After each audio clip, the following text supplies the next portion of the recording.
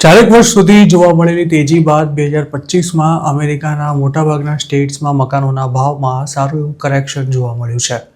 2026માં આ ટ્રેન્ડ યથાવત રહેશે કે કેમ તે અંગે પોતાનો ઓપિનિયન આપતા માઇક સિમોન્સ નામના એક હાઉસિંગ માર્કેટ એનાલિસ્ટે CNBCને આપેલા ઇન્ટરવ્યૂમાં એવું જણાવ્યું હતું કે નવા વર્ષમાં મકાનોના ભાવ લગભગ ફ્લેટ રહેશે કે પછી તેમાં ખૂબ જ સામાન્ય વધારો જોવા મળી શકે છે. માઇકલનું એવું પણ માનવું છે કે નવા વર્ષમાં વેચાણમાં 5% જેટલો વધારો થઈ શકે છે, જ્યારે ઇન્વેન્ટરી 10% જેટલી વધે તેવી શક્યતા છે.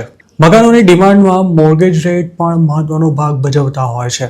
તેના વિશે માઇકલ એવું જણાવ્યું હતું કે ફેડ રિઝર્વ વ્યાજના દરોમાં ઘટાડો કરી રહી છે. તેમાં 2026માં મોર્ગેજ રેટ 5.9%થી 6.9% વચ્ચે રહેશે અને જો પહેલા ક્વાર્ટર દરમિયાન મોર્ગેજ રેટ 6%થી નીચે ગયો તો આગામી 2 ક્વાર્ટર સુધી માર્કેટમાં સારી એવી ડિમાન્ડ જોવા મળી શકે છે. કયા સ્ટેટમાં કેવી ડિમાન્ડ રહેશે તે અંગે પોતાનો અંદાજ વ્યક્ત કરતા માઇકલે એવું કહ્યું હતું કે ફ્લોરિડામાં મકાનોના ભાવ 10થી 15% જેટલા ઘટ્યા હોવાથી ત્યાં ડિમાન્ડ વધારે જોવા મળી શકે છે. આ ઉપરાંત શિકાગો અને ન્યુયોર્કમાં પણ આ જ પ્રકારની સ્થિતિ રહેશે. જોકે ડિમાન્ડ વધવા છતાં પણ ભાવમાં કોઈ વધારો થાય તેવી શક્યતા લગભગ નહીવત છે. 2025માં વેચાણ માટે મુકાયેલા મકાનોનું લિસ્ટિંગ રદ કરી દેવાની સંખ્યામાં પણ જંગી ઉછાળો આવ્યો હતો, જેનું મુખ્ય કારણ ઘટી રહેલી કિંમતો હતી.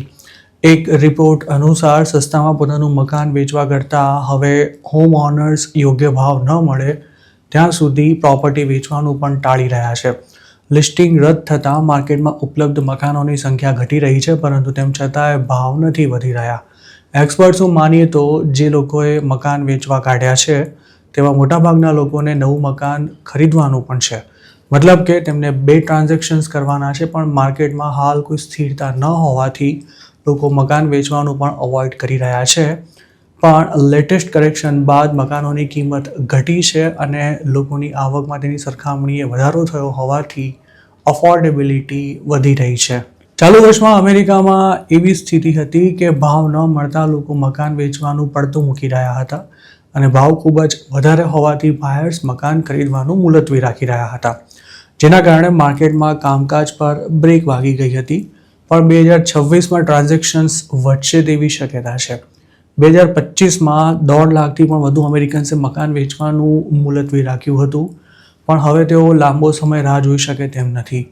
મતલબ કે નવા વર્ષમાં નવી ઇન્વેન્ટરી માર્કેટમાં આવવાની છે, જેના કારણે ભાવમાં કોઈ ખાસ વધારો નહીં થાય અને સાથે જ વ્યાજના દર ઓછા રહેવાની અપેક્ષા હોવાથી ડિમાન્ડ વધી પણ શકે છે. ઝિલોના એક રિપોર્ટ અનુસાર હાલ હોમ બાયર્સ $10,000 સુધીનું રેકોર્ડ ડિસ્કાઉન્ટ મેળવી રહ્યા છે અને જેમણે 5 વર્ષ પહેલાં પ્રોપર્ટી ખરીદી છે તેમને સારું માર્જિન મળી રહ્યું હોવાથી તેઓ 2025માં ભાવ ઘટ્યા બાદ પણ તેને વેચવા માટે તૈયાર છે.